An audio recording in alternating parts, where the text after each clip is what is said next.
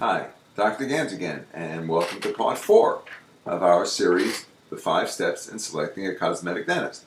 Hopefully you've listened to all parts 1, 2, and 3, and you've enjoyed them a little bit, and I hope I gave you some information. Now, once again, just for those of you that have not listened to 1, 2, and 3, my name is Carrie Gans. I'm a dentist in Garden City, New York. I'm actually a prosthodontist, and there's my office phone number in case you have any questions. And what I do is want you to do is get to our website at gansdental.com and click on the banner at the top, and we'll send you a free report on saving yourself some grief when you choose a cosmetic dentist. It just has some do's and don'ts.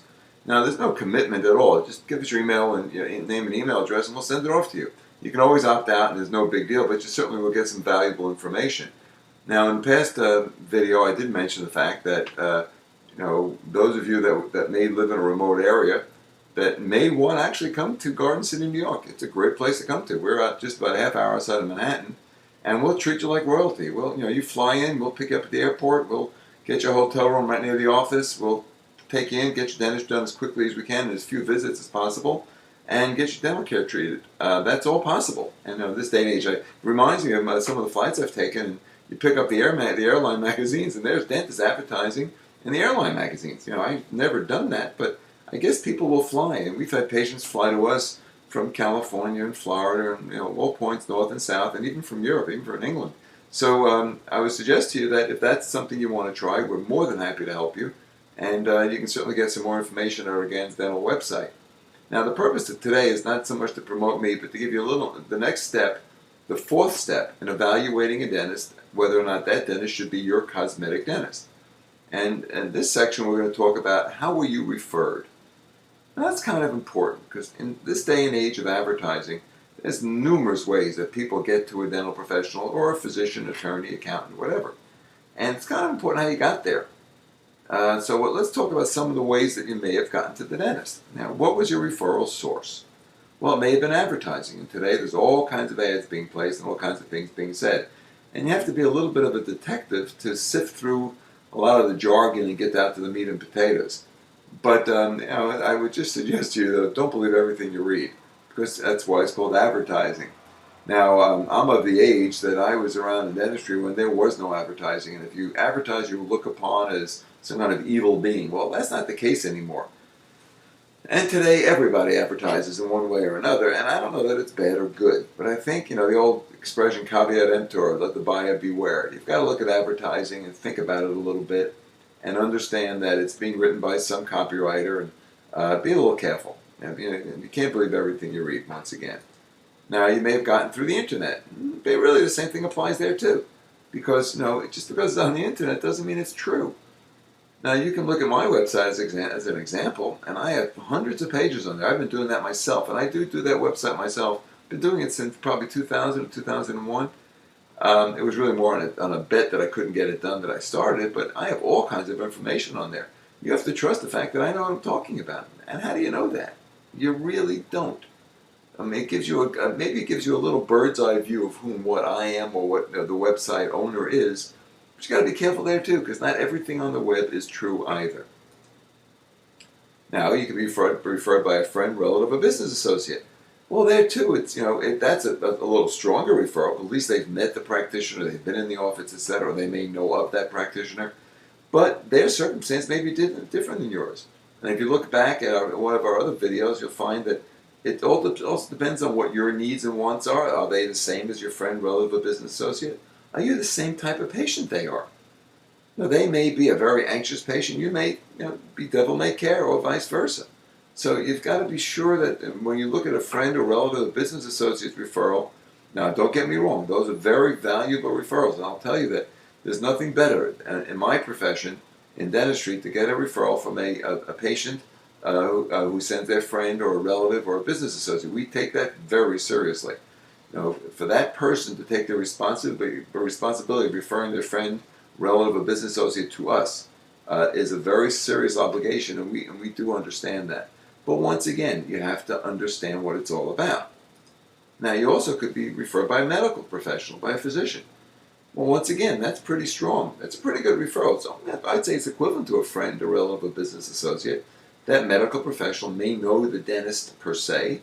He or she may be a patient of that dentist, or else they may know of that dentist by reputation or have treated patients mutually. Pretty strong referral source. Probably the strongest referral source I know of is another dental professional. And as a trained prosthodontist, most of my patients, or a great number of them, come from other general dentists, from dental specialists, or other dentists who just don't think they're capable of treating the problems that the patient presents with. A dental professional referral is a very strong referral. Not only do they take responsibility, but they have a fairly good idea of the skills of the person they're referring to. They don't want to look stupid in front of your eyes should everything go awry. So a dental professional's referral to another dentist is a very strong and very, very worthwhile referral source. Now, once again, what do they really know about dentistry? Well, for the most part, the first three categories know very little about dentistry. The first two know nothing. They're just basically the written word.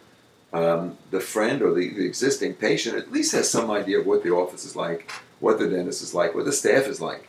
Have they been honest and sincere? Have they been friendly? Have they been compassionate? Are they good listeners? Do they fulfill all the criteria we've mentioned in the other videos? Have they performed according to expectations?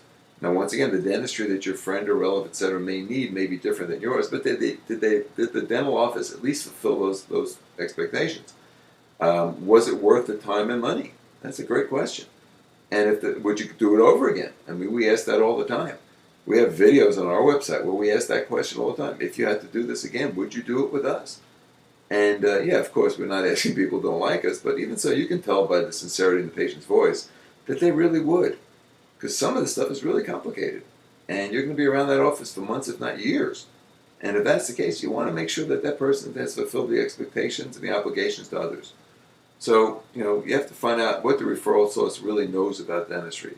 Make sure to compare apples to apples. Not all dentists are the same.